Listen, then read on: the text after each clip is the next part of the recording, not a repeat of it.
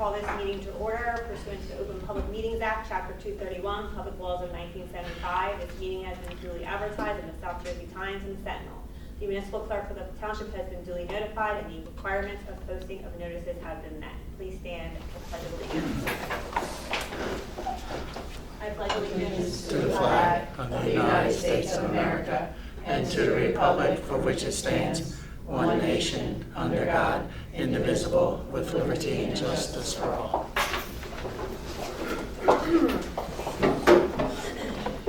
Trish, please call the roll. Janglini? Here. Cunningham? Here. Doyle? Here. Brown? Here. Lloyd? Not here. Wilson? Here. Smith? Here. Starr? Fregoso? Here. We have a quorum. All right, there is a need for executive session, so I make a motion to go into executive for the purpose of negotiations and personnel. Do I have a second? Second. All in favor? Aye. Executive at 6:01. How long do you think we'll be? 20 minutes, yeah, about it. Okay, 20 to 30 minutes. But it looks lovely. I'll only give you a couple hours for tonight. Okay. So tonight we're taking a look at our 25-26 student growth presentation. Really, in terms of structure, I do want to take a few moments to make sure we're on the same page. That's that whole members component. Then I would like to take a look at the 25-26 district goal results, as well as the projected suggestions for our 26-27 district growth percentages. And then finally, I'll review all of our ready data, then our DIBELs, and then our MRI universal screeners. We are a bit of a transitional component concerning the MRI and universal screener, so I'll address that once we get to that point. So, we have to establish the why. Why are we here? One, obviously, our students started at a certain point at the beginning of the year. Instruction occurred. We have to identify where they are now at the end of the year and how that performance changed over time. In terms of the way that this is organized, I'm primarily giving you descriptive data, numerical values, and percentages organized by performance band, so you can see what that change over time looks like. A few items just for you, because I know this is the first time I'm doing this for you, and I'm doing this more for me necessarily than all of you. I have to mention the idea of objectivity. None of this information is my opinion. I'm not trying to sit here and say to you it's good or bad. I'm not even trying to influence you through my tonality. I practice this trying to be as monotone as possible. So I want to make sure that you can consume this and ask the questions that you would like, and so that we can adjust to that as best as possible. Part of that, is transparency's sake, we have to remember that the students that we initially had enrolled in the beginning of the year compared to the students we had at the end of the year are completely different. So one of the things that pops up there is sample size. We have to be concerned about that, our total number of students, and do we have enough information from those students to actually make sense of what we're talking about. So I was able to determine our beginning of the year, that's the BoE participation rate was at 98%. We were 98.1%. And the end of the year was at 99.4%. I was able to take a look at those numbers to make sure that all of our information was appropriate and that we would actually get something from it. Again, going back to the idea, this is the first time doing this for you, I put together a cheat sheet for you just in case if you're like, what's that BoE guy talking about? Those are the words. You can always back and reference those as you see fit. So first up is our district goal results. This is the worksheet that I use each year. We've been running this district goal for the last 5 years. This is the worksheet that I use each year to try to figure everything out. I'm going to ask that you follow the blue. All right, so over here to our left, top we have reading, bottom we have math. We jump 3 columns. We have our 25-26 target goal. That was what we were trying to achieve. We go all the way to the end. The last column were the actual results. So if I'm reading this like a page in a book, reading, Group A, our target goal is 48%. We achieved an actual result of 45%. So I'll tell you right from the get-go, we did not meet any of our stretch growth goal targets for either reading or math through either groups A, B, or C. So the next actual question then from an analytical standpoint is, well, how far away are we from those particular goals? So looking at those, you can take a look at the first one. We had a group A was at 48%. I have to catch up to my own notes. We were at 48%. We missed that particular target goal by 3% for group A. For reading group B, we were at 42%, and we hit a target goal of 36, meaning we missed it by 6 percentage points. Group C, we're at 38%, and the actual result was 26%, meaning that we missed it by 12 percentage points. For mathematics group A, our target goal was 65%, we had 38%, meaning that we missed it by 27 percentage points. For group B for mathematics, 47, we hit a 33%, meaning that we missed it by 14 percentage points. Now group C was at 34%, and we hit 19, meaning that we missed it by 15 percentage points. So a few things about this, obviously, when we're taking a look at it. Of course, we can find data from anything, right? One of the things that we can notice right from the get-go is that our reading tended to do a little bit better in terms of its overall performance, meaning that we were generally between 3 and 12 percentage points from target in all those particular areas. That would generally indicate that we were closer to our district goals in those particular areas than we were in mathematics. Because mathematics, of course, is 14 to 27 district points or percentage points away. So the other component that we want to make concern as we're looking at is the varying degrees between the percentages. So we're looking at group A, for example, for reading, we're only 3 percentage points here, but then we go to mathematics and we're a vastly larger percentage point away. So that becomes part of the conversation when we're looking at what to do with it overall. Now collectively, of course, this does lead us to a couple of decisions as far as what do we do moving forward as far as this particular stretch goal. Now, I was trying to think of the best example of trying to explain this out. And the best thing I could come up with was stocks. All right, I don't know if this is going to be hit exactly the way that I want it to, but this is what I'm going to go with. Over the last 5 years, we had these particular stretch growth goals, and as a result of that, we were able to collect performance data over that period of time. And any one of these things, you have to kind of consider it almost like a level of volatility. Every year it goes up, it goes down, it goes up, it goes down, and overall, we're eventually trying to hope that we hit a positive net gain. In every single one of these, we actually hit a positive net gain over the last 5 years. It's just what our rate of return happens to be. And that's the big rate of return component. And I was able to figure that out. Again, doing it for the last 5 years, I was able to figure that out for you. So for ELA, I'm going to start at the top, our group A. Our average rate of return is about 3% a year. Group B is 3% per year, and then group C is 2% per year. All I did then is I took our actual results, in this case 45%, our rate of return was 3%, I just added the 3% onto that, so that would be our next goal moving forward. For mathematics, it's slightly different. Group A is a 5% return, group B is a 3% return, and group C is 1% return. There are a couple items that I do think are pretty important that we identify right from the get-go. Our percentage point average each year seems to be getting very, very tight, meaning that over time, as our percentages are getting smaller, our rate of return is also getting smaller, meaning that we're getting to a point with this particular goal, we're going to be reaching a max value. Now, if we go back in time, ignore the baseline for a moment, but we go back to 21, 22, we were a perfect 6 for 6 for that year. We hit all those particular goals. In 22, 23, we were 3 for 6. 23 for 24, we were 3 for 6. 24, 25, we were 1 for 6. And then 25, 26, we were 0 for 6, meaning over the last 2 years, we only hit it one of the subgroups, the 6 portions. All right? So what that tells us in terms of interpretation is that we're getting closer and closer to a finite value of what we're actually going to get out of this particular goal over time. Now, what to do? Since we're getting an average rate of return, we can hold off on it at the moment. But it's really down to value of what the rate of return is and how long we want to keep that particular rate of return. There are a number of things that we can do with this moving forward, and I've already talked to Dr. Kellogg about a couple different options. And frankly, I prefer not to talk about that tonight because I didn't actually work all the math out on it, so that'll let you know if they'd be viable or not. But there are options that we can do moving forward. In terms of increasing or decreasing any of this, I would suggest there's really 2 different paths. If you want to go the statistic route, keep the percentages the way they are. If you want to go more of a strategic movement, meaning that you're looking more for an aspirational goal or a goal that you're trying to aspire to, that's when you would jack up your prices, excuse me, your percentages. All right, you would increase your percentages totally. The issue of doing that, though, is that you're basically going to ask and give us a pass-fail scenario. We're not going to be able to go back and say if anything that we have here, was there any value change there? This allows us to ask, like in total, like did anything that we made changes actually adjust our bottom line over the past 5 years of rate of return? If we do anything by increasing it any further, we can't necessarily answer that for you. So moving forward, as far as I think in the latter part, or if you already did it, I'm not quite sure if you're going to be accepting this or moving forward with it. There's the 2 sides. There's value in both of them. It's just ultimately what you want to answer. So that's something that you want to consider moving forward with that. I'm going to move into iReady now. Do you have any questions before I move forward here? Really? I'm You did a surprised great by job, that. Zach. I think it's pretty self-explanatory. Yeah. So that's the other thing. Talking about statistical stuff, I don't want to get too nerdy on you here, but the part about this that actually Too late. works well.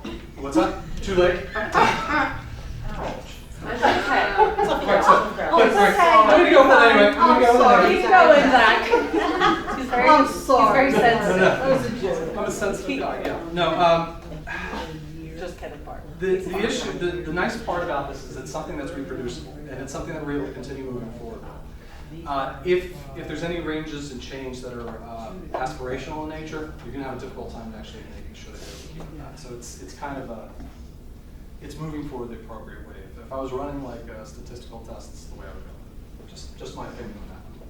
Okay, now moving forward for our iReady growth results. I'm going to use kindergarten as my explanatory slide, and then I'm going to move much faster from that, because if I did this for every single slide, I do believe we'd be here until tomorrow. All right, so starting with the first, in terms of organization, the first image on the left is an uncoupled bar chart broken up by performance levels. See the real dark green color? Dark green is always going to be mid or above grade level. Light green is early on, and yellow is 1 grade level below. You can identify the actual test underneath of it as it's labeled by either the beginning of the year or the end of the year. In this case, this is iReady reading.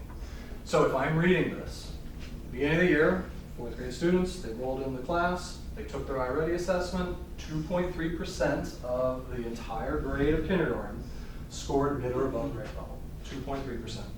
At the end of the school year, 56.1% scored mid or above grade level by the spring, the end of the year. We can do the same thing for early on grade level, 14.3 to 28.3. 1 grade level below, we do want to see a decline there, 83.4 down to 15.6. The next image I have for you is the same exact setup, except it's just mathematics. And the only difference, of course, are the percentages, 5.1 to 56.7, 5.1 to 18, and then 89.8 down to 25.3. Now, I would not personally be okay with just percentages, so I offered this to you as well. This chart's going to take a little bit of explaining. Again, I'm going to ask that you follow the color coding. We'll start here for the ELA reading for iReady, the dark green. I'm going to read this much like I would a page in a book. Our grade is kindergarten. For iReady reading, that's the test we're taking. What's our performance band, mid or above grade level, and there's our 2.3. I wanted to know what the 2.3 meant as actual people, students. That represented 4 students. Out of the entire grade level, those 4 students met mid or above grade level.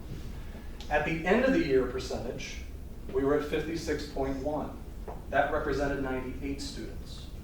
Now, the next column is a percentage, and that's a delta sign. It's mathematics, it means change. And yes, I put it there because I didn't want to write change, and it's much shorter. So the percentage there at the end, it's 56.1 minus 2.3, you get a 53.8% increase overall. The change in number of students went from not 4 students to 98 students. We went up to a total of 94 students. So you can see the movement of what's happening with the students in that performance band. The next item I gave to you is the cohort analysis. We should be asking, if we had 4 students at the beginning of the year and they were mid or above grade level, what happened to those 4 students at the end of the year as well? So I'm trying my best to provide you that. These 4 students ended up still staying in mid or above grade level. The 25 students at the beginning of the year, they ended up moving. That 19 of them moved up to mid or above grade level performance band, 4 of them remained in the early on grade level performance band, and then 2 of them moved down to 1 grade level below. Our largest group, that was the 83.4, 146 students. The movement for those particular students, 75 of them went not up to early on, but up to mid grade level or above. 46 stayed or moved up to early on, and then 22 of them stayed at 1 grade level below. Again, I'm not going to read every single one of those slides to you that way. I'm just giving you an example of what that looks like, and as we move forward, you can understand what's going on. Really, the way I set this up from this point forward is kind of like a sandwich method, tried and true statistical approach, giving you something that happened really, really well, generally what's happening in the middle, and something we need to focus in on as we move forward. So I'm going to move forward from that perspective. Does that work for everybody? Any questions? Did the color coding work for you? I need to know. Oh, Yeah, all let's right, go. okay, Easy okay. to follow. Easy to follow, that's wonderful. All right, so for K, grade K, we had more than half of the students reach mid or above grade level performance band by the end of the year. There is a parallel growth structure here, meaning that when you look at them, they look basically the same. Basically meaning that both our reading and mathematics suggest that those patterns are consistent, meaning that our teachers are generally presenting that information the same way so that we get generally the same results. However, there are some results indicating strong overall progress. A notable proportion is right over here in our 1 grade level below, where we have about a quarter of our population below grade level in mathematics. So something for us to look forward or towards moving forward. First grade, the most significant improvement occurred among students performing furthest below grade level, with the percentage of students 2 grade levels below expectations nearly eliminated, meaning we went from 8.6 to 0, and then 12.1 to 1.7. Major drops there. The percentage of students performing mid or above grade level increased by more than 30 percentage points in both reading and mathematics, in both sides. Again, while there is strong progress here, both of those, bless you, about 1/3 of the students remain 1 grade level below expectations in both content areas for first grade, highlighting again continued need for our target instructional supports in both those areas. For second grade, how am I doing for speed? Here we are? Yep. You guys are good? All right. Slow it down. No, all right. So for second grade, the most notable improvement again is our students performing 2 or more grade levels below. Additionally, the percentage of students performing mid or above grade level increased by more than 40% for both mid or above grade level. That would be the dark green colors. And then again, while these are meaningful and impactful areas, we do see that we have continuing learning progress in mathematics, specifically dealing with, we have 27.5% and then 4.1, generally indicating about a third going on in the mathematics area. And again, 25% or so in 1 grade level below and 2 grade levels below the language arts. When we take a look at third grade, there are some significant gains here among students performing again furthest below grade level. Reading demonstrated broad upward terms. What I mean by that is if you take a look at starting here, you'll see a nice little curve going all the way up if you kind of visualize that. I wish I could do this with a pen so you could see it. It's a nice line. And it's one of those things you look for in most of these graphs, the way that it kind of lines up. When I say broad, meaning that you have a general increase, it's almost like a step moving from column to column moving up. Mathematics demonstrated particularly strong acceleration. It went from 2.2% to 38% in mid or above grade level. And again, although that we have positive gains here, we have about 25% of our students in reading and 40% of our students below grade level are both in mathematics and language arts. So we have to be careful and make sure that moving forward we're addressing that. Zach, does this include special education as well? Yeah, this is a whole group of students. I did not tease out like individual portion of that. So fourth grade, again, we're seeing major reductions in 2 or more grade levels below. But this is one of these areas that was a head scratcher for me. If you take a look at reading here, 1 grade level below, you see drops in both 2 grade levels and 3 grade levels. You see a drop in early on, but an increase in mid-grade level below. This is not an official term at all, but I'm kind of making this up. It's more, this is like a mid-grade level band challenge here when you're taking a look at this, meaning that these students are dropping, these students are also dropping. That means they're dumping somewheres. So they're not all falling in mid or above grade level. It means that we're having a stoppage here that's occurring in 1 grade level below. So moving forward for language arts, we have to make sure that we're focusing in on that specifically in 4th grade so that our students are advancing past that 1 grade level below component. Mathematics demonstrated particularly strong acceleration. We went from 9% to 41.9% in mid or above grade level. So large increases there. Obviously, you want to make sure that you're aware of what's going on in the lower bands. We still have about 25%, and you tack on your 2 and 3 grade levels, you're somewhere in that 30-35% below grade. All right, 5th grade. So again, most significant reductions were performing multiple grades below. Reading demonstrated growth, particularly through decreases in students performing 2 grade levels below. In this case, we have approximately 55% of our students for literacy, and specifically in language arts, are functioning below grade level. When you factored in 1 grade level below, 2 grade levels below, and 3 grade levels below. Definitely something we're taking a look at in that particular grade level. So mathematics demonstrated stronger acceleration with substantial increases in mid or above above grade level. Approximately 40% of those students are below grade level for mathematics. Question? Okay. Told you to be very objective in what's going on here, make sure that you have all the information. Okay, so for 6th grade, most notable improvement occurred through reductions in percentage of students performing 3 or more grade levels below. Reading results reflected overall growth, including increase in students in the or above grade level. The lowest performing category, however, were the students in performing 2 grade levels below. You'll notice that it creeps up here in this section. And 13.3 down to 12.6, we see a drop also early on. It's a drop, it's not super significant in terms of percentages, but it's a drop nonetheless. Mathematics demonstrated an upward curve again across all performance bands. I mentioned this earlier, so you can see it again. It's a gradual increase as it moves across, especially in 1 grade level below, they decreased. Now, this was asked of me earlier this morning by Dr. Kellogg. I hope I represent this well for everyone here. It was requested that I show a mid, late, and above band breakdown. So, you know this, I'll use the green here, this portion here, this end of year student, can I break this down, the total 41 students here, can I break it down in terms of how many of the students were at the mid of the year, how many of the students were at the later part of the year, and how many of the students were beyond that particular grade level? So I apologize for the lack of prettiness with this, it's just more of the raw data. But when you take a look at kindergarten all the way down, the way you would read this is that for kindergarten, of the total students that were considered mid or above grade level, 62 of that group were considered mid on grade level. 34 of them were late grade level, meaning at the end of the school year, and then 2 of them were above grade level, meaning that they were functioning in 1st or 2nd or 3rd grade. So in this case, the percentage breakdown is just of those numbers up here. So of that performance band of mid or above grade level, 63% of them represented that mid group, 34% of them represented the late group, and 2% represented the above group. I didn't have a huge amount of time to look over all this data, but I did pick out a few things right from the get-go. Every grade for language arts, or reading, excuse me, had students performing above grade level. In particular, grades 2, 5, and 6.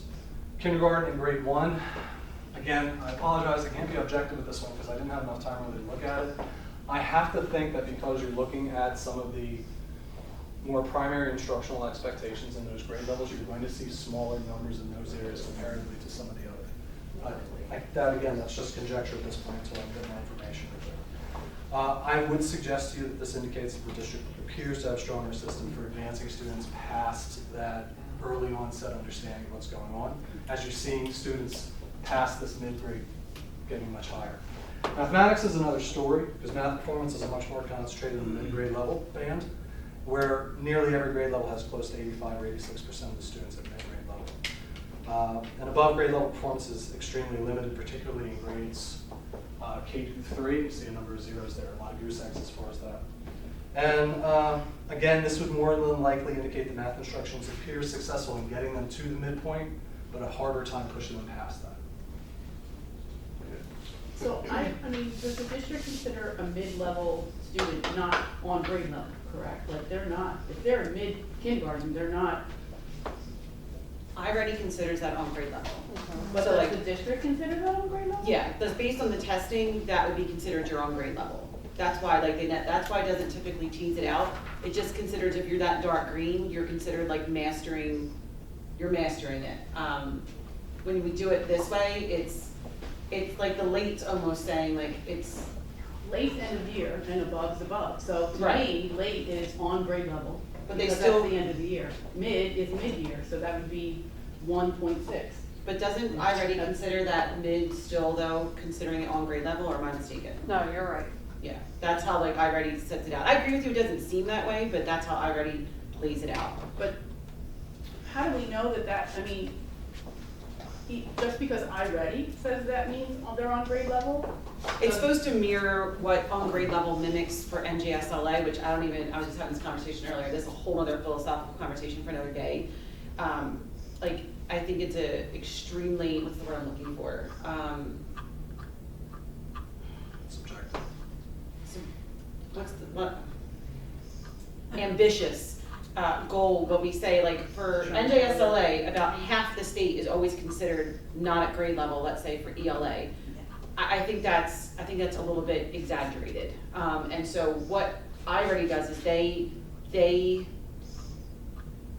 use statistically to reflect what's going to be expected of those students for NJSLA to be considered on grade level. So I feel like that target is a lot, meaning that late, that would be a very, in my mind, I think mid is appropriate for grade, let's say grade 2 math that is on grade level, that is appropriate as a district, I think it is. And that's why they lump it all in with that like dark green mid to late, because it would be sufficient for that grade level. You know, a lot of the reading that I do with iReady is, I'm not saying that. no, in terms of grade level preparedness and readiness. And when I've read all the information concerning that, I think why they group that all together is they're indicating that at that point those students are ready to accept the information at a higher level. And at those points, the cutoffs, at least the cutoffs that were provided when I found them today, they're pretty subjective. They're like hard line What's cutoffs. the span? I can send them to you. I did Okay. not memorize it, please. No, I know like the one, No. they're. So basically the way they span set it can up be is that huge. at the end of the year, like it's a numerical value that they place. And you can actually see what they is at the beginning there, what they consider like on low grade Mhm. level, whatnot. And then they break it over at the end of the year, what they consider those 3 bands to be. And it's also, you can see where they consider students are like, let's say we're looking at kindergarten, are they functioning at a first grade level or second grade level or way beyond? Right. And Although it's I don't know, I had this conversation not too long ago, and I know I'm extending this too much. Actually, I'll go into Dibbles here, and I'll share it with you. Can I pause that for a second? Yeah, Put that up yeah, there. absolutely. All right, so before we really get into Dibbles, the only real difference here. Nice. Sorry, I can't do the rest of it, guys. No. This is So- might not be able to. let me speed this up. So the only difference here is we have different color coding set up. You have light blue now, we're adding green, yellow, and red. For Dibbles, when they take a look at it, they cut everything off pretty much here at the course support. They are saying, from the paperwork standpoint, course support up means that students are ready for tier 1 support type instruction, meaning that they are ready to take on whatever the educator is putting down in the classroom, the general educator. Now, when they report this information, Dibbles would look at this and say, 30 plus 31.1 means that 61.1% of the portion is ready for core and core support plus, and they're ready to go. I didn't think that was good enough, so I separated it all out so you could see where everybody fell.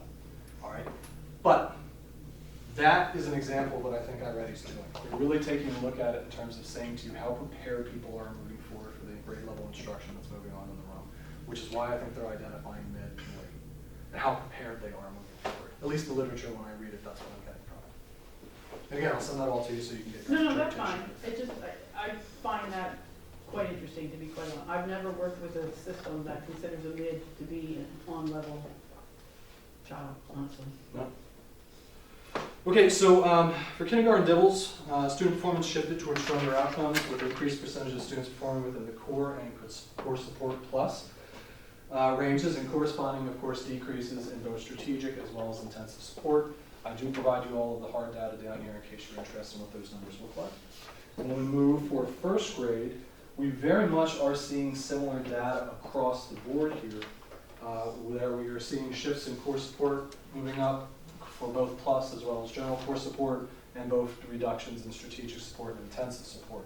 The difference here is that from overall, we have 70.5% of grade 1 actually functioning in the core and core support ranges, meaning that frankly they are very much ready for foundational reading skills at their grade level. For second grade, we are likewise seeing the same thing. We see a little bump in core support, we see another bump in core support plus and core support, and reductions in both strategic as well as intensive support. Overall, by the end of the year, we had 67.5% of second grade students performing within the core support ranges. Third grade, we're getting a mixed message here in third grade. Overall, we're seeing mixed movement in student literacy performance from the beginning to the end of this particular school year. While the percentage of students performing within the core support range increased, growth was not consistent across all the other bands. We had an increase in core support plus, a decrease in core support, an increase in strategic support, and an increase in intensive support. Generally, we take a look at this as an important transitional point, especially for our third graders and NJSLA testing overall. Generally meaning that we want to focus in on our foundational reading and fluency skills in those particular areas. They were fine in second grade, but not in third. I'm sorry? Foundationally, they were fine in second grade, but not in third. There is a shift, yeah, absolutely. When we take a look at fourth, we are seeing very similar results as we did in third grade, and meaning that we're seeing mixed movement across the board. We have increases in core support, but decreases in core, I keep missing the plus part. I want them to change the name of this. It kills me every time I read it. So we are seeing increases in core support plus, but decreases in core support, increases in strategic, and increases in intensive support. But by the end of the year, we had 43.4% of grade 4 students performing within the core support and core support plus ranges. Again, this indicates generally that we want a need for continued emphasis in differentiated instruction with literacy. Can you explain the difference between, obviously core support is just classroom instruction.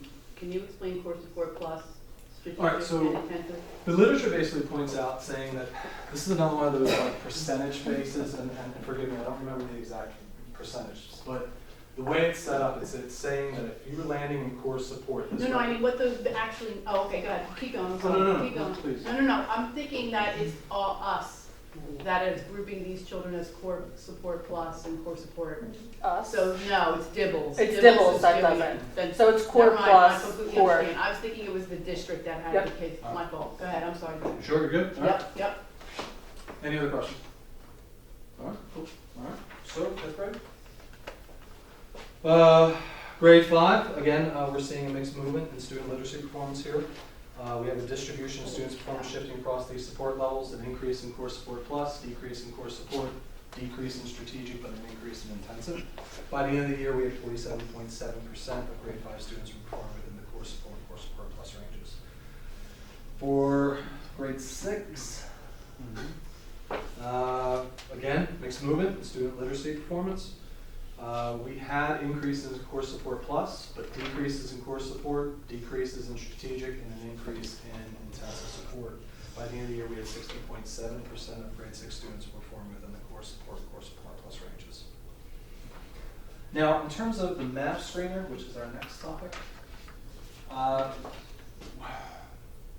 we are utilizing two different screeners at this point. For K1 and 2, we're using a math universal screener, and this was a home developed screener. When we get to 3, 4, and 5, all I can show you are the results that we had from the beginning of the year, which was the MRI, and the end of the year math screener. And once we get to that, I'll show you what's going on and what we can and can't get from that moving forward with this. So in general, for our screener, we do have positive growth across mathematical readiness from the beginning of the year to the end of the year for kindergarten. The percentage of students performing on or above grade level did increase by 20.7 percentage points, indicating generally that more students develop the foundational skills for mathematics in this grade level. So Zach, you said this is a screener that we, Yes. okay, so universal it's screener. not standardized in any way? I would need some help with that one. We talked about this at the beginning of the year when we told you actually last year when we told you this is what the math committee was working on. So even though Zach said it's homegrown, it is pulled from different places that are research based and put together. So it's not That way. standardized, because it's not, the instrument itself is not standardized. Correct. Okay. For first grade, we had a universal screener. Again, we showed some significant growth here in terms of this universal screener for first grade. The percentages point for on or above did increase by 25 percentage points, and we see corresponding reductions of both at-risk and emergency. Generally, this indicates that the students were definitely ready for the end of the year first grade instruction total. When we look at second grade, again, likewise, we had an increase for our universal screener percentage, specifically on or above at 18.1% from the beginning of the year to the end of the year. Again, indicating that grade level students, the majority of them were prepared and developed foundational math skills. When we get to third grade, this is what I was discussing with you earlier. Beginning of the year, our students took the MRI.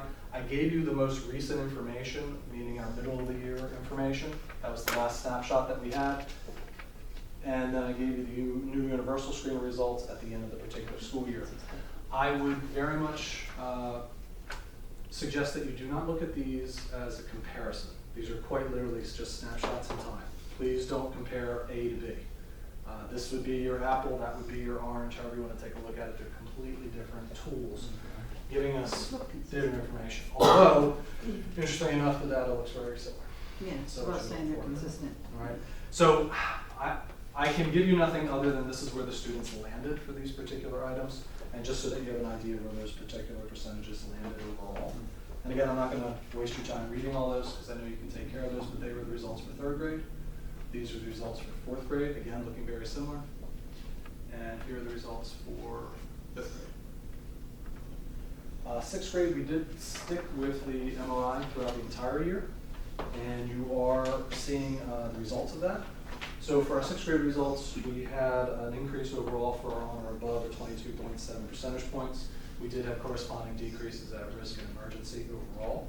And again, this would indicate that the majority of our students are ready for grade level learning at this stage. Now, the last few slides I have for you is more like where is this information all sort of falling and what are we doing with it at this point. Obviously, this is occurring throughout the entire year as far as assessment and monitoring. The adjustments phase is really what we're taking this information now. We go back to, of course, Ms. Dolden, Dr. Kellogg, the administrative team.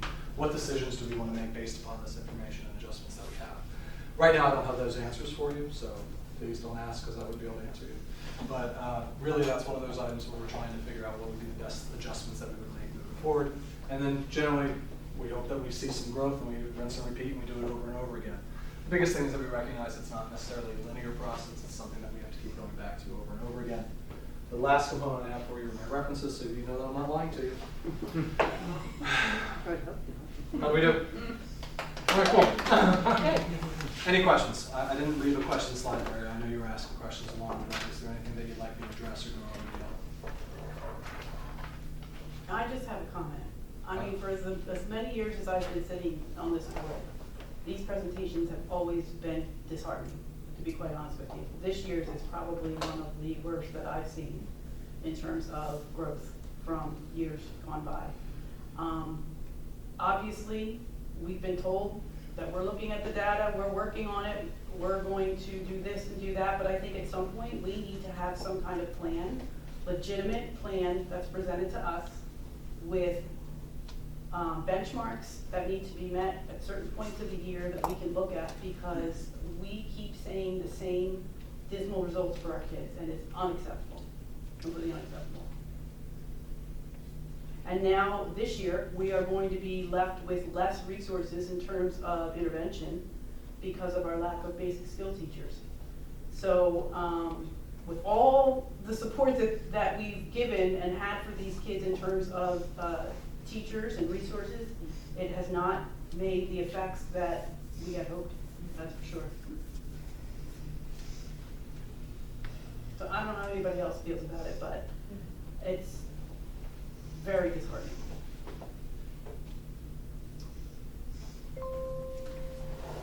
How do we see where we compare with other towns and how they're doing it? That would be the NJ, you would have to go on the New Jersey Department of Ed website. But more than statewide, like Monroe. As an example, You I've can't- always I mean- thought it was a little weird that like at Main Road, we start bouncing them room to room all day long. That's, in my opinion, that's too much movement for a seven-year-old, 8-year-old. They get distracted so easy, and then they walk in, and then you gotta do the hellos and the good mornings all over again. Leave them where they're at, and one teacher teaches them, like, for majority of the day. Again, just my opinion. Monroe doesn't move them, I don't believe, as much. So where do those numbers, like, if Well, you can tweak small things, like when maybe you- some of the activity through the day, the movement, the starting over, they don't like this teacher, they like that teacher. I don't know what the answer is, and honestly, If any that's of that not falls that's into not it. our position to decide, right? Okay. But it is our position to ensure student success and progress. And I don't think we're doing a good job of that, because we don't have a checks and balances for us in terms of, we get a report 3 times a year, and 3 times a year, it's pretty much the same thing every year we see. So if we go back to the first slide, Zach, go all the way back to the beginning when you have the 5 years of goals. So when Zach talked about, and he said that Dr. Kellogg and I were talking about how to look at goals for not, like, these are the goals we're suggesting for this year, but for 27, 28. After processing all this, if you look at the baseline, right, the baseline when we start, this is my thing, once I really, again, got here, dug in, and really looked at it. Our district goals are based on student growth, but then every slide that followed after this was all about performance, about how they actually did, not growth. So if you look at this, like Zach explained, and by the way, that stock analogy I thought was really good. I love like metaphors, I love analogies. I think it helps me understand. I don't know if it helps anyone else.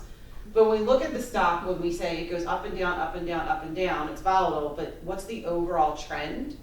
The overall trend for growth, if you notice, is absolutely up. So if we look at our baseline, Group A, 29%. That's COVID. I don't even wanna, I mean, honestly, can we just leave COVID alone? How many years ago was that? So this is growth though. So we're looking I at, know. like, so 21, 22, even if we look at that one for the actual, and then we go across, student growth 40, 41, 47, 44, 45. is about stretch growth. So Right. stretch But growth you're looking at the is, percentages, that's not growth for Group A. yeah, so the percentages are the amount of kids who hit stretch growth. Right, I know. Right, so it's We not, initially did this one because they were so low, we wanted to start pinpointing and getting some type of growth for those kids who are a grade level or 2 grade levels below. right, so your point, I agree, like that coming out of COVID, stretch growth made a lot of sense because kids had a lot of growing to do. But like Zach, the way Zach kind of described how you kind of hit like that final point where it kind of levels out for growth, meaning we can't keep expecting those massive rates of growth that will level out. So all those slides that follow are about, are they on grade level or not? So I was talking there with Dr. Slavin about some ideas for maybe 27, 28, kind of changing the growth structure and the way the goals are presented to focus more about where are the kids landing as opposed to growth, because your level of how many kids are hitting stretch growth will hit like a saturation point, and I feel like it is a little bit more difficult in that regard. It's not really giving you the information that you want. We want to try to get as many kids on grade level as we can. So I'm not really a huge fan of the idea of the stretch growth as being the goal, but I do want to keep it right now for 26, 27 to be consistent. It's what we have, and I feel like right now I do want to stick with it, but I want to take this year to talk it over with the team to say what do we want to have for 27, 28. If we work it out and we still feel like stretch is going to be the way to go, then I'll come back and I'll explain why. But if we decide as a team that it's not, I'll come back and explain why not. So that's kind of the first thing, is I'm not even exactly sure goal-wise where I want it to go, because I'm walking in now, is like this is the first school year for me to actually start a school year. I think that also too, I think to Michelle's point about where do we stand comparatively speaking, I don't want to say it's all sunshine and roses, because it's not, but it's also not 100% doom and gloom, meaning when we look at ourselves comparatively speaking, we are doing okay, in the sense that I do feel like these standards for what they consider on grade level are, again, and the word's eluding me right now, but I feel like they're, what's the word I'm looking for? It's not that it's unattainable, but like no one has 100%. Even the best performing districts in all of New Jersey might only have 70%. And that's like the best.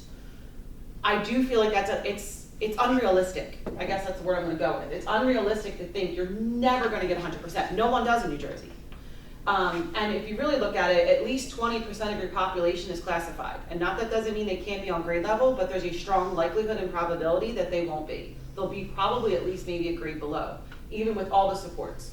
So if we realistically are saying, like, we are doing, comparatively speaking to other people in Gloucester County, we're doing what, like, we're above the state, and we can get you those numbers for iReady. We are doing like national norm iReady. We are there. I think 52% being the norm is what's odd. I think the test itself saying that 52% of kids is considered the norm for the national average for this test is just sets an unrealistic setup that it makes it seem so much worse than it really is. That's why if you look at, like, I think even Dibbles is a little bit more realistic. When you look at like the Dibbles results, Dibbles is going to give you a more realistic expectation of what like real grade level should look like. I think So- it's a realistic assessment as well. Right, so, and that's where I'm like, is it our assessment or are our kids really doing that bad? So I do agree when you look at it comparatively speaking to the rest of the county and the state as a whole, but it is good to compare with people that you're familiar with and say, like, who are we similar to? What does it look like? Well, and how are they doing? What are they doing different? Correct, and if someone's super successful, we will look at that and say, but when I'm saying, like, when I first came in to interview, I looked at Franklin's data for NJSLA and looked at it comparatively speaking, and you were doing decent. Meaning there wasn't like these gaping holes where I'm like, oof, like I'm gonna have to get in there and they're a mess. You're not. Like comparatively speaking to the state, you are doing okay. If we look at though, like I did say like the exceeding is a concern for me, and we've talked about differentiation, and I would like to start talking to people about that, about why we don't really have anyone in that exceeding category bothers me a little bit, but we'll get there. But like, we didn't even qualify for the one state grant. I think I put it in the one update. The state had a grant for ELA for early reading. The bridge grant, like our data was too good, we didn't qualify for it. Clayton qualified, but our data was so low. So comparatively speaking with our neighbors, we're doing better. But that's not to say that I'm happy and that I'm satisfied. I do agree we need to do better. So that's where I'm at, is that we need to do better, but I'm not, like, it's not like a 5-alarm fire, but I'm always sniffing for smoke, and we're gonna do the best that we absolutely can. I need definitely like we have to sort of get our bearings, because to your point, now we're doing it completely different, and we have to see what that looks like. Because this year with the reduced staff, we are definitely gonna have to see what that translates into and what that looks like. Definitely glad to answer any questions along the way. We can give updated results as they come, in the sense of we usually do this presentation once a year, and when we circle back this time next year, I really do hope to have some different information, not just about numbers, but even just about process.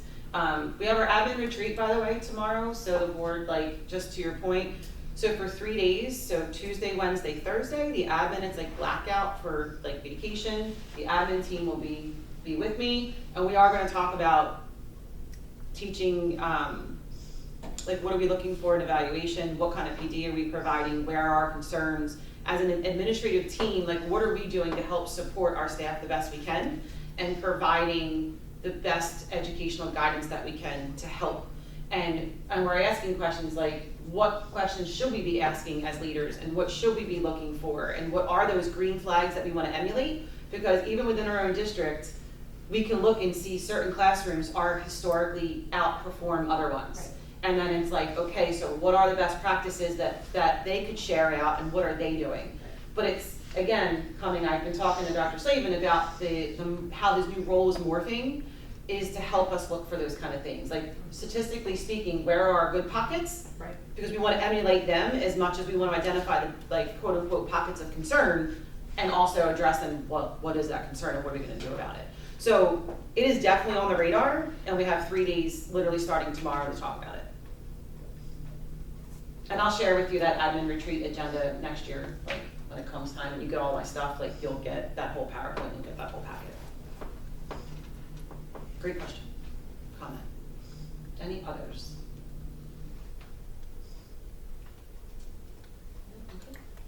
Thank you. Thanks, Zach. You're welcome.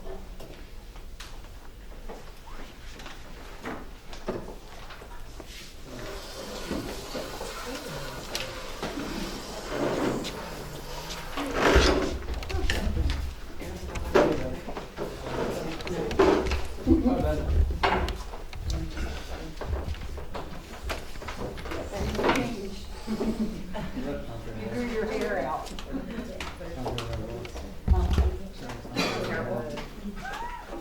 All right, moving on to our first public comment for agenda items only. I'd like to make a motion to open to the public. Do I have a second? Second. All in favor? Would like to address the board, please come up and state your full name and address for consistency and equal time. Those who wish to address the board will have 3 minutes without interruption. Are there any members of the public that would like to address the board? Come on up. Hi, Patty Ellen, support staff president. Just had a question on human resources number 8. It's a new job description. Just curious why we are adding positions when we had all of the RIFs that were happening in the spring. I didn't know what the need is, why we're doing it, if it's something that's happening soon or next year, So down the first- road or whatever. Yeah, so first step is the job description to get approved. The job has not been advertised yet. Right. And what the goal of that is based on whatever candidate we find, if we find for the supervisor, like I said, we're actively searching, actively interviewing for a supervisor position. When the reductions in force occurred, part of that plan was we had to reduce the salary line. That's still the plan. But what happens is that things have to be moved and shifted because all the responsibilities still have to get done. So it may actually be an added title, but let's just say someone who's already functioning in that department were to get that position, it wouldn't be a whole new salary, it might only be a little bit. And because of other things that have been reduced, they might take on some of those roles, and now it's just, the titles have changed, but the salary is actually gonna end up being the same. So it won't be a whole new person and a whole new, the goal would be not like a whole new salary to add in. Ultimately, that salary line has still been reduced. Things have to shift so that way things can get covered. It just might look different. Because with everything that's happened, we've realized with the transportation department, we do need some redundancies, and we do need to start building from within and having people who, instead of maybe just functioning as like a floater, that if they start taking classes and get their certification, could also function in the office when they're not driving. And then now you have somebody who's capable of stepping in when needed, but yet we're really not paying much more than them just being a floater. So it's about trying to get maximum efficiency, like more duties in one role than multiple people doing multiple different things with multiple titles and multiple salaries. So this is similar to the 2 secretary positions where they were given the stipend or the extra increase, but they now have 2 jobs? Sort Kind of. Correct. Because Yes. now, like the one position was for administrative assistant for transportation and maintenance. So she's not taking on any of the extra duties that would be required There would of be. this new position? Yes, so that whole department is hopefully shifting. Okay. Meaning, so instead of, the titles will look different, but the roles will also have to get covered, and they're gonna be divvied up differently. So it's kinda like if you took a stack of like 5 playing cards, and it originally, each person, there was 5 people, and they each got a card, there might only be 4 people now, but like that 5th card got cut up, and like pieces of that 5th card have been broken off and given to different roles. So step 1 is to get the job description accepted, and then we might advertise, see what comes in, see who has interest, and then go from there. So I'm working closely with Trish, because the whole idea is to spend less money Right. and to have it be more efficient, but yet, be more efficient, spend less money, be more efficient, and then hopefully, you said, grow even within our own, so that way they get that reward for working hard and improving their knowledge and taking the courses, and hopefully then moving up to be that supervisor one day. Yes. Okay, thanks. Yep. Any other member of the public? All right, Sandy, so I need a motion to close the first public comment section. Do I have a second? Second. All in favor? Aye. Okay, reports. I don't have really anything to report on the email I sent earlier to everyone today. You can check your email. You can check your email regarding the financial committee that we'll be putting together. I'm in that deadline. Dr. Kellogg? My report was really quick. I didn't have any cute pictures because no one's in the building right now. I love when I visit classrooms, I like putting them in, but I did mean to grab out the ESY, and I did not do that and get any pictures. And I was definitely mad at myself for that, so I need to do that. So I just listed for the board just different things though that I did go do, but it's more on the boring side, not with pictures, about just different meetings, different potential things. Rowan had a meeting with superintendents, with the new commissioner of education was there. But it was honestly ended up being more of a PR thing, and I was a little disappointed about the actual content. So yeah, that was it for me. I have a quick question, may I? You said you met with Dulcie regarding potential shared services. Is this any new ideas come up? There was like 3 or 4 on the table, but nothing that came to fruition yet. Yeah, it was like some things that he had, some ideas that I had, but like the one thing he brought up, like we're kind of, because of our reductions in force, that like we're kind of almost short in that one area, and it would have like overtaxed our person too much. Because like we used to have 2 and you only have 1 of them, and like it just wouldn't have worked. And same thing, like flip it back, like there were certain things that I was like, we kind of would like to maybe share, but it's just not in the cards right now, but we're continuing to have those conversations, you know, as they come up. Frank Barb? Do you need to talk about this now? or Yeah. later? Okay. What I've done was I've taken Dr. Kellogg's revised Board eval, and it's really just, you're gonna rate like different categories in different areas, so, in the document. I can send it out to you in an email, finish it, even if you've done it already, can you do it again? And what Alicia added today was, and I don't need You mean a this. board self-assessment, Yeah, isn't not that what I my said? email, No, right? but Board. you did the document. I created it, but She if you're created it, assessing yeah. yourselves. Right. We're rating Okay. ourselves. Right, Yes. right, yeah. As Yes. board members. All right. When you so- look at it, it'll say Okay, the I figured board it does out. this, the board does or does not do this, and it's a scale, 1 to 5 scale. I was gonna ask, would you please, Alicia was kind enough to add an area where you could comment. If you could just put a little comment, particularly if you give a really, like a high rating or a low rating, so that we can sit down and figure out, like if you put like a lower rating in, I don't know, I'll make something up, agenda items, I don't know. Why that happens, so that when I sit down and look at it with Michelle, because she doesn't know she's doing it yet. She got voluntold. We'll sit down and like, kind of put it together, like, much easier than it was for Dr. Kellogg and much quicker. But at least we'll have a foundation to start. I have it, I can send it out to you. And we ask that you put your name on it, not so we can go, okay, well, Mary said whatever, but so that we know everybody did or did not turn it in and we're not waiting on that last one, or sometimes they were sending in segments, I think last We're doing time. it twice, it got really Yeah. confusing, just put your Yeah, name. like, yeah, if you stick your name, we know. Do you want me to help you with the settings? Cause I I can did do already. you can collect the email and then you can limit to one response. Oh, I can do that. I Yeah. know how to do that. Okay, Okay. thanks. Yep. Okay, thanks, because I don't know how to do that.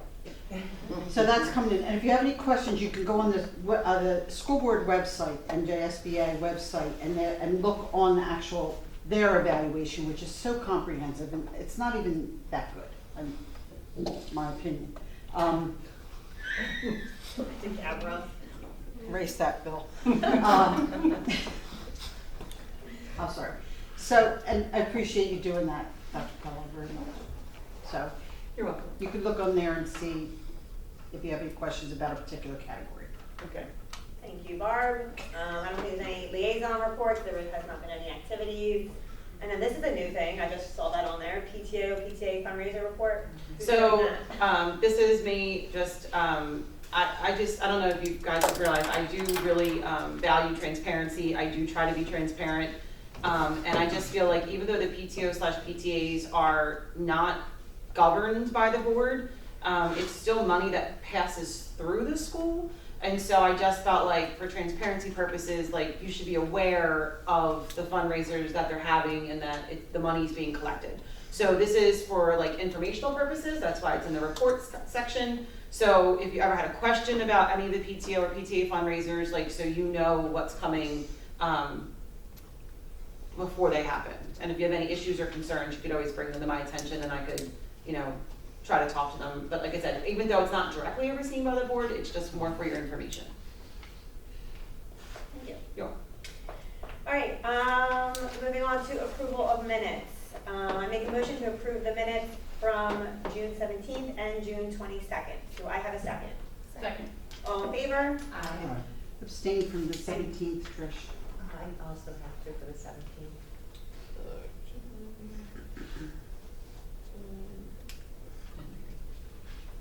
Okay. All right, human resources, I'd like to make a motion to approve human resources items G1 to I always mess this up, 11, as recommended by the superintendent. Do I have a second? Second. Roll call, please. Chang-Lee, Yes. Cunningham, Yes. Doyle, Yes. Brown, Yes. Wilson, Yes. Smith, Yes. Star, sorry, absent, Fregoso, Yes. motion carries. Thank you. I didn't go over the policy. No, you didn't. Oh, I just saw it. I forgot about that. I'll do it in old business now, that it's old business. Okay, we'll do it in old business. All right, education items. All right, I make a motion to approve education items as recommended by the superintendent, H1 to H7. Do I have a second? No second. Second? Second. Michelle, second. Okay. Trish, roll call? Brown, Yes. Wilson, Yes. Smith, Yes. Changini, Yes. Cunningham, Yes. Doyle, Yes. Fregoso. Yes. Motion carries. All right, I'm not sure what to do with this next one, because we vote on this, or is that separate section, district goals? We do, right? I've Yeah. never seen that, okay.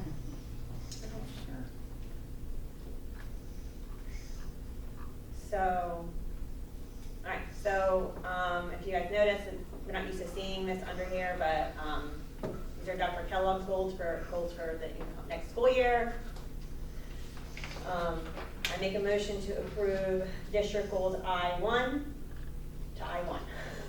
As recommended by the superintendent. Do I have a second? Second. Trish? Cunningham, Yes. Doyle, Yes. Brown, Yes.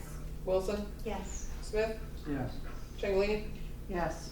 Fregoso. Yes. Motion carries. All right, general administration items.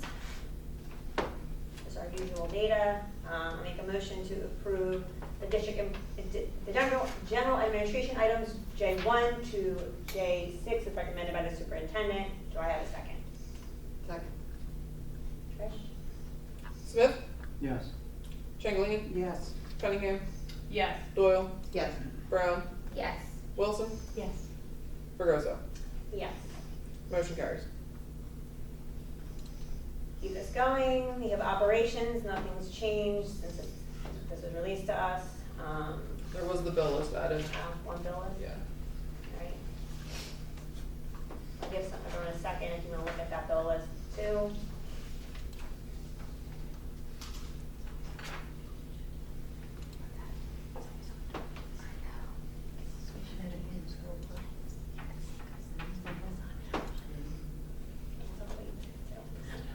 So much cheaper. I know. All right, are we good to vote? There's another change, we added recycling of the outdated and end-of-life technology equipment. The LCIT provided, the list that you can click on. And basically that'll be recycled. Once that's all reviewed and recycled, the company will provide a residual value, but they're not able to do that at this point until they look at all the equipment. It's not gonna be drastic by any means, don't get your hopes up. Correct, Well, correct. just something's better than nothing. Yes, So I'll take absolutely. something. Whatever. Nothing, right? Yeah, Absolutely. take it. But those were the only things, added since you got the agenda. Okay. All right, I make a motion to approve operation items K1 to K20 as recommended by the superintendent. Do I have a second? Second. Trish? Wilson? Can I don't, because I'm no longer with that, can I vote with not being with that company anymore? Yes. Because I'm no longer with them. Affiliated. Right. Excellent. So I can. Then yes, Oh. you can vote. Although I do think it's a bit of a. Maybe I should vote no. Yeah. Smith? Yes. Changini? Yes. Cunningham? Yes. Doyle? Yes. Brown? Yes. Fregoso. Yes. Motion carries. Oh, yeah. All right, old business. All right, I'm gonna go over a lot of the policies are language and code, but there are a couple, ones that need a little bit more explanation. So we met on June 22nd. Forgotten I know. Was it forever? It does feel like a long time ago. It was. The superintendent, so policy, and I'm probably not gonna go in order of what they were on the agenda, so, but not that that matters because they're approved anyway. Policy 1230, which superintendent's duties, that was just minor language changes. There's policy 2200 for curriculum. Strauss Esme completely rewrote the policy due to the multitude of changes required by the New Jersey DOE. So right now, we have to have our pacing guides accessible online, our curriculum pacing guides accessible online, as well as NJSLA standards and mandates that have changed since 2020. Policy 0162, notice of board meetings, that was revised. We have to have a section on our website listing, obviously, which we do, our board meetings, and we no longer have to provide legal notices through newspapers. So there's no more hard copies that way. It's all on our social media or website. This kind of goes with it, policy 0162.01, legal notices. This is a new policy, but it's the same thing. We are going to have, chapter 72 was approved, adding the statute, so details about our district website, we have to require, or we have to display our legal notices, and we have to have a spot on our website for the DOE, so that parents or whomever goes to our website can access the DOE through our website. Policy 1643, family leave, this was revised. Basically, the time period was reduced for an employee to qualify. This is the NJFLA, so it's not FMLA, it's not the Fed, this is just the states. The requirements dropped from 12 months to 3 months. And previous hours that were required of work to qualify was 1,000, now it's only 250. So those qualifications for employees to put in for NJ, FMLA have lowered. Policy 2260, equity in school and classroom practices. Again, that was revised, really just code that had to be changed. Policy 5561, use of physical restraint and seclusion techniques for students with disabilities. Again, minor revisions. The superintendent or whomever is in charge has to designate and that all incidents are reported, which we already do. We're already following. Policy 6112, 6115.02, and 6311 all go along with, and correct me if I'm wrong, Kristen, Title I federal funding. Basically, districts were monitored by the state, and Strauss Esme determined that the revisions were needed in policies to comply with the Office of Fiscal Accountability and Guidance. So basically, the only policy 6115.01 is the only new one, and has not yet been provided to us. It's supposed to be released. Wait a minute, no, that's not right. No, they haven't released it yet, right? Strauss Esme didn't release. That's 6471, wrong one, sorry. My bad. Those three, 6112, 6115.02, and 6311 are revised language for the Title I funding.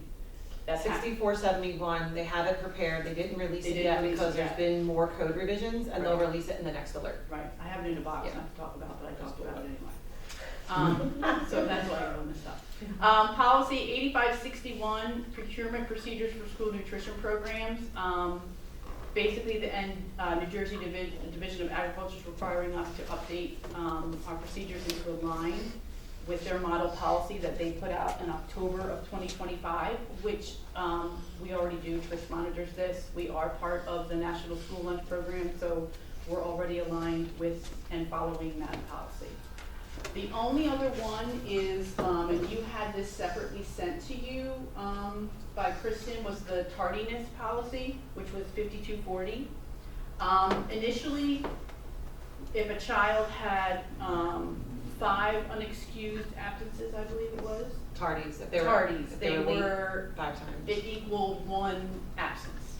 So if a child came in late, 5 minutes late, 2 minutes late, whatever, those 5 unexcused or excused tardies, I guess, would qualify as an unexcused absence. So, in talking with Dr. Kellogg, you know, that, again, there could be times when someone's coming in 5 minutes late, and they're missing 25 minutes of school for the week and being charged an unexcused absence. So it really didn't, the crime didn't relate to the punishment with what was felt.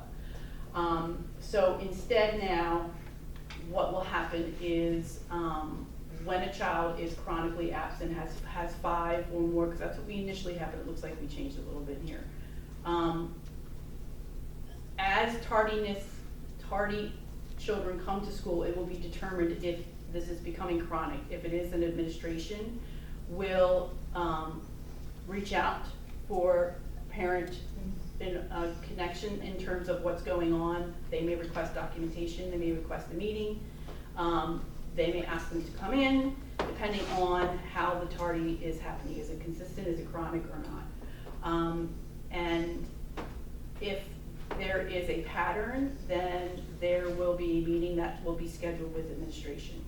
And I don't know, I believe there's gonna be some kind of procedure that is developed amongst the 3 buildings, so that. Consistent procedure from Admin, to six. yeah, so that, you know, when they go from Janvier to Main Road, it's not gonna be a different, oh, well, you know, he was tardy 5 times and I never heard anything, well, you should have. So that kind of thing, it'll be consistent through the schools as to how they handle this and the meetings that they have and when they will occur. So that was sent through an email to you. You have that one already revised. I think it's on the agenda too, but it was sent separately as well. So those were the policies that we approved. Does anyone have any questions? The only other policy that I'm going to bring up is, and I spoke to some of you about this, about the recess policy. We had approved a policy back. We had changed it not based on the recess. There were other language that was changed, and recess was part of that policy. We have for years had 30 minutes of recess, but when the policy was approved, it was just taken right from Strauss-Esme, and Strauss-Esme only had 20 minutes in there. There was some discussion about it. It was around budget time. Things were really crazy. And when I reached out to Alicia, because I hadn't figured out, I couldn't remember how we resolved it, what we resolved it. And Alicia had spoken to members on her own to see if they wanted to bring it back. And at that time, they did not. The reason I'm bringing it up now is because I was reading some more recent research on recess that had come out May of this year in regards to the benefits for students, not only for the social and the physicalness of it, but also the cognitive benefits of recess and how their brain needs a reset. And again, not just a recess time, but breaks through the day, but I'm discussing in terms of recess. So the reason I'm bringing it up is I feel that it's in our kids' benefit for us to go back to a 30-minute recess that we had previously.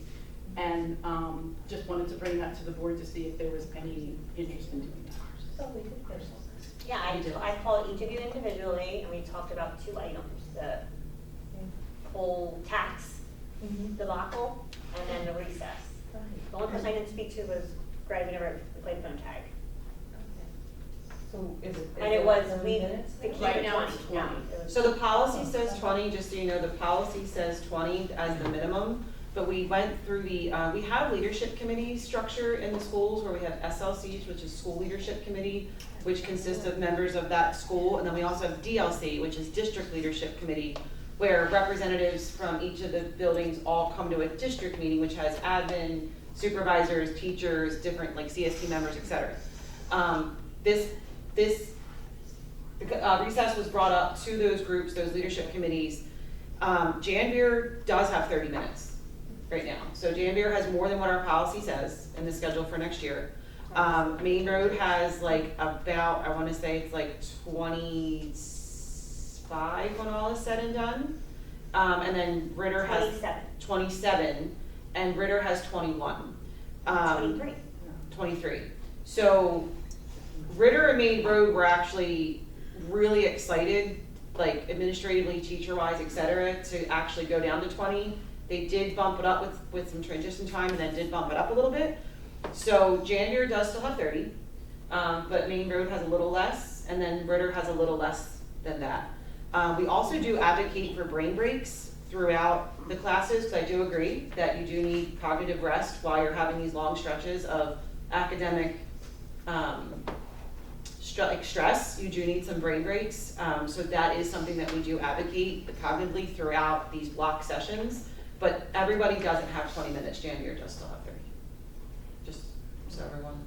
I would definitely go for 30 minutes or more. Why was Ritter want less? When you get to that age, Arian, too, we talked about how, so having like intermittent brain breaks is really good. When you stand up, you do like little things throughout a long stretch of academic block, you break it up a little bit. But when you talk to all the teachers that are out monitoring recess, and when you talk to the people who are involved, after about 15 minutes, with kids without structure, they start to melt down, just to be quite honest. And once you get to that like 20-minute mark, kids are, for lack of a better word, they're getting a little bored. And then what happens is that's where like you see the younger ages, meltdowns start to occur, that's when like fights start to occur.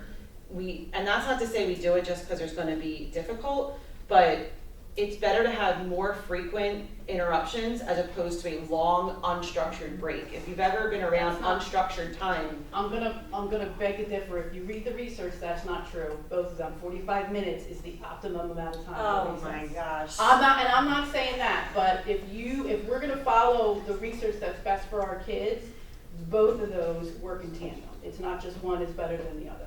And then I'll say from my perspective that a 45-minute unstructured period would be extremely difficult in real life to come to fruition without there being issues. Time-wise, that just would not work in a school day. I totally get that. But when you talk about a 30-minute recess, you're also talking about getting there and getting back to the class. Because that 20 minutes is really 15 minutes of recess. So those times I just gave you have transition times. We don't even have to do recess for 6th grade technically, right? That's on the, Correct, it's on the, K to 5. it's coming. Well, I mean, Michelle and I have gone back and forth. We agree to disagree on this. You know, in my opinion, as a board, it's not our role to dictate the amount of minutes recess is. Our role is to make sure they're following policy and law, and the law is 20 minutes.